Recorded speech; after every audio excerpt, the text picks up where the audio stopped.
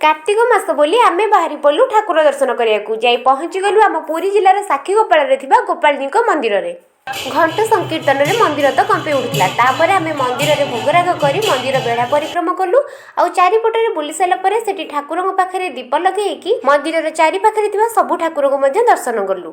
तापर एपटे बो भी सबू ठाकुर पाखे दीप लगेदेला तापर आमर अलग मंदिर गोटे भी जीवार थिला सेतिपई कि आमे सेठी सब काम सारिकी बाहरी पड़लु अलग मंदिर को तापर वीर गोविंदपुर माँ दक्षिणकाली पीठर आसिक आमे पहुँचलु सेठी देवी माँ को दर्शन करी तापर आमे बाहरी आसिलु घर को सतरे कार्तिक मास ठाकुर दर्शन करी आमको तो बहुत ही भल लगे आपण मैंने भी जब दर्शन एपर्यंत करना ताले आपण पाख निकट सबू ठाकुर मंदिर को जातु आ दर्शन भी करूँ आ सहित वीडियो को जब भल लगी था वीडियो को लाइक सब्सक्राइब जल्दी जल्दी कर दिंतु।